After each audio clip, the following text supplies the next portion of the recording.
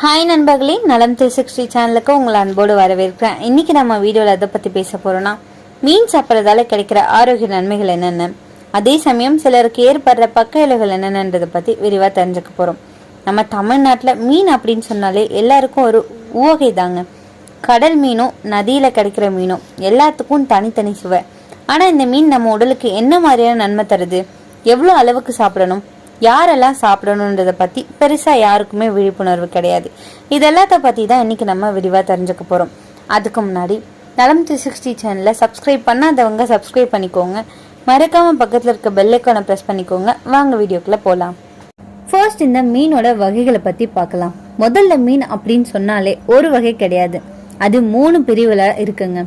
ஒன்று கடல் மீன், சுறா, வவ்வால், வஞ்சிரம், பறை, மத்தி போன்றவை. நதி மீன் அதாவது ரிவர் ஃபிஷ், கத்லா, சிங்கல் போன்ற மீன்லாம் இதில் அடங்கும். அடுத்தது குளமீன், கார்ப், திலாபியா, ரோஹி. இந்த மீன் எல்லாமே குளமீன்ல அடங்கும். இது ஒவ்வொன்றுத்துக்கும் சத்துக்கள்ல வெவ்வேறுபட்ட சத்துக்கள் இருக்குங்க. உடல்ல இந்த எல்லா மீனுமே நன்மையை தான் தருது. கடல் மீன்ல ஒமேகா 3 கொழுப்பு அமிலம் அதிகமா இருக்கும். நதி மீன்ல புரதச்சத்து அதிகமா இருக்கும். ஆரோக்கியமான அசைவ உணவு அப்படின்னு சொன்னாலே அதுல மீனுக்கு முதலிடம் இருக்குங்க. மீனோட சுவைக்கு நம்ம நாக்கு அடிமைதான். சுவைக்காக மட்டும் இல்லாம அந்த மீனை நம்ம உணவா உட்கொண்ட பின்பு குறைந்த நேரத்துல எதில் ஜீரணமாகி ரத்தத்துல கலந்து உடலுக்கு தேவையான சத்துக்களை தந்ததுங்க. நம்மளோட உடலுக்கு ஆரோக்கியம் தர இந்த மீனை சாப்பிட்டோம் அப்படின்னா நல்லது அப்படின்றத நம்ம குழந்தைகளுக்கு சொல்லி வளர்க்குறோம். ஆனா அந்த மீன்ல என்னென்ன சத்துக்கள் இருக்கு அப்படின்றத குழந்தைகளுக்கு சொல்றோமா? மீன்னால என்னென்ன நோய்கள் குணப்படுத்துது அப்படின்னு அறிந்திருக்கிறோமா? சிந்தித்து பார்த்தா சிலருக்கு தெரியாது அப்படின்றதான் கூறுவோம். அளவில் அதிகமான சுவையும் அளவிலா சத்துக்களையும் உள்ளடக்கிய இந்த மீனோட பயன்கள் என்னென்னதை பத்தி இப்ப நான் விரிவா சொல்ல போறேன். நம்ம உணவுல சேர்த்துக்கொள்ளும் இந்த மீன்ல வைட்டமின் டி, கால்சியம், புரதம், பாஸ்பரஸ், இரும்பு சத்து, ஜிங்க், அயோடின், மெக்னீசியம், பொட்டாசியம் இந்த சத்துக்கள் எல்லாமே அடங்கியிருக்கு. கடல்ல இருந்து நமக்கு கிடைக்கிற மீன்கள்ல முக்கியமான ஒமேகா 3 ஃபேட்டி ஆசிட் அதிக அளவுல நிறைஞ்சிருக்கு. இந்த சத்தானது உடல்ல மெட்டபாலிசத்தை சீரா வைக்க உதவுது. நம்ம உடலை ஒல்லியா வச்சுக்கொள்ள ஒமேகா 3 ஃபேட்டி ஆசிட் உதவி செய்துங்க. ஆஸ்துமா குழந்தைகளுக்கு உணவுல மீன் அதிகமா சேர்த்து வர ஆஸ்துமா நோயை வரவிடாம தடுக்கலாம். ஆஸ்துமால பாதிக்கப்பட்டோர் மீனை உண்டு வந்தாங்கன்னா அதோட தாக்கத்தை குறைச்சு கொள்ளலாம். மூளைக்கு கண்களுக்கும் ரொம்பவே நன்மையை தருதுங்க. மீன்ல ஒமேகா 3 கொழுப்பு அமிலம் அதிக அளவுல இருக்கு. இதனால நம்ம கண் பார்வை பாதிக்கப்படாம பார்த்து கொள்ள முடியும். கண் பார்வை பாதிக்கப்பட்டவங்க இதை தொடர்ந்து சாப்பிட்டு வந்தாங்கன்னா பாதிப்பு குறையும். நம்ம மூளையில உள்ள செல்கள் ஆரோக்கியமா வச்சுக்கொள்ள இந்த ஒமேகா 3 உதவி செய்துங்க. எலும்போட உறுதிக்கு நன்மை பயக்குது. மீன்ல வைட்டமின் டி சத்து நிறைஞ்சிருக்கு. இதனால டயட்ல உள்ளவங்க இந்த உணவினை சேர்த்து கொள்ளலாம். நம்ம உண்ணும் உணவுல உள்ள கால்சியத்தை உறிஞ்சி நம்ம எலும்பு வளர்ச்சியை ஆரோக்கியமாக்க இந்த விட்டமின் டி அவசியமா நம்ம உடலுக்கு தேவைப்படுது. இதய நோயை கட்டுப்படுத்துது. ஒமேகா 3 கொழுப்பு அமிலம் மீன்ல அதிகம் இருக்கிறதால இதயத்துல உள்ள இரத்த குழாய் அடைப்பு சம்பந்தப்பட்ட நோய்களை குறைக்கப்படுதுங்க. நம்ம இதயத்தை இந்த ஒமேகா 3 கொழுப்பு பாதுகாக்குது. மீனை தொடர்ந்து சாப்பிட்டு வருவதன் மூலம் நம்ம இதயம் ஆரோக்கியமா இருப்பதை உணர்ந்து கொள்ளலாங்க. மனசோர்வு உடையவர்களால் சுறுசுறுப்பாக வேலையில ஈடுபட முடியாது. மீனை தொடர்ந்து சாப்பிட்டு வந்தோம் அப்படின்னா மீன்ல உள்ள மீன் எண்ணெய் சத்து மனசோர்வை அகற்றி நம்ம உடலுக்கு சுறுசுறுப்பு தருது. இதனால நம்ம ஆரோக்கியமா வாழலாம். சத்து குறைபாடு உள்ளவங்க இந்த மீன் சத்து மாத்திரைய கண்டிப்பா சாப்பிடலாம். தினமும் இரவுல தூக்கம் வராம இருக்கிறவங்களோட எண்ணிக்கை இப்போதைய காலகட்டத்துல அதிகரித்து கொண்டே வருதுங்க. நல்ல ஆழ்ந்த தூக்கம் இருந்தா நல்ல ஆரோக்கியமான வாழ்க்கை நம்மளால பெற முடியும். விட்டமின் டி மீன்ல அதிகமா இருக்கிறதால இந்த மீனை தொடர்ந்து உட்கொண்டு வர நம்மால ஆழ்ந்த தூக்கத்தை பெற்று ஆரோக்கியமா வாழவும் பெற முடியும்.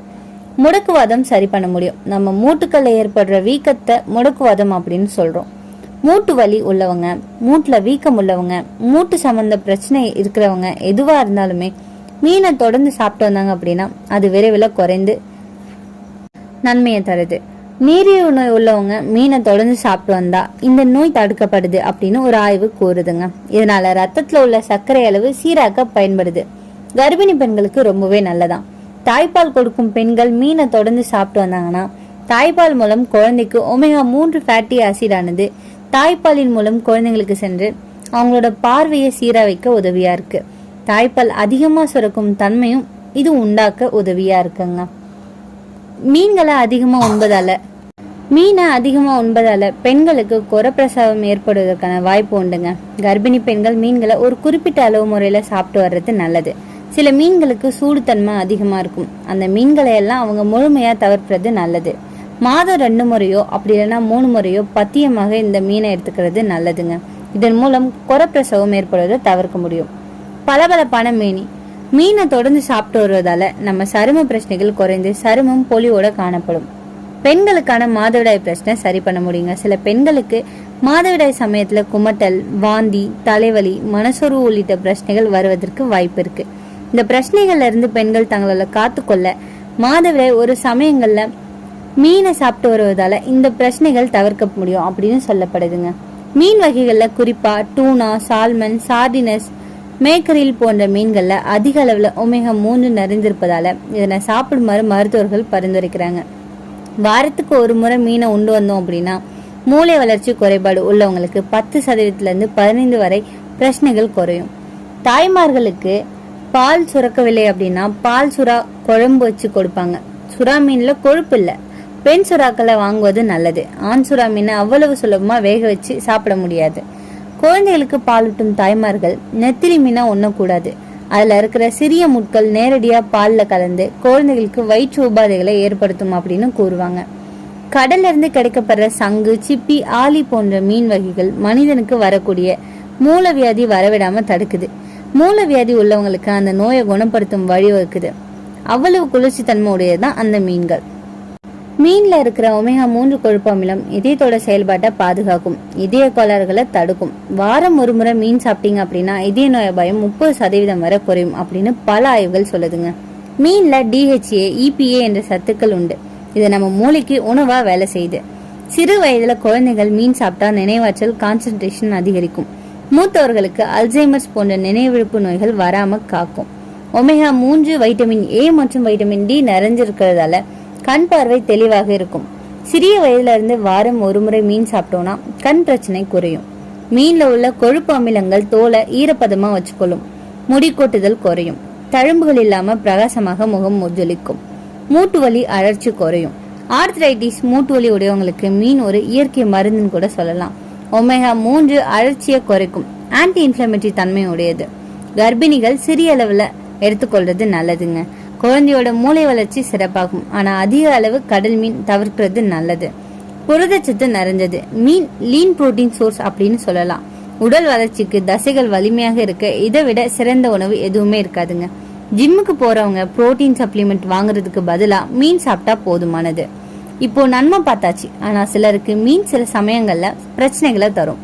அலர்ஜி, சிலருக்கு மீன் சாப்பிட்டதும் தோல் சிவப்பு, அரிப்பு, வாந்தி போன்றவை வரலாம். அது ஃபிஷ் அலர்ஜி அப்படின்னு சொல்லுவாங்க. இத முழுமையா தவிர்க்கிறது நல்லது. சுறா, வஞ்சிரம் மாதிரியான பெரிய கடல் மீன்கள்ல மெர்க்குரி அதிகமா இருக்கும். இதை அடிக்கடி சாப்பிட்டோம் அப்படின்னா நரம்பு மண்டலத்துக்கு பாதிப்பு வரும். குழந்தைகள், கர்ப்பிணிகள் இதை தவிர்க்கிறது நல்லது. பாதுகாப்பற்ற மீன், சில வியாபாரிகள் மீன்ல ப்ரிசர்வேட்டிவ்லாம் சேர்ப்பாங்க. அதனால ஃப்ரெஷ் மீன் தான் வாங்கணும். தண்ணீர் விட்டு துர்நட்சத்தை பார்க்கணும். நன்மை எல்லாமே இருக்கட்டும். டீப் ஃப்ரை பண்ணி சாப்பிட்டா அதே மீன் நம்ம உடம்புக்கு தீங்கா மாறுங்க.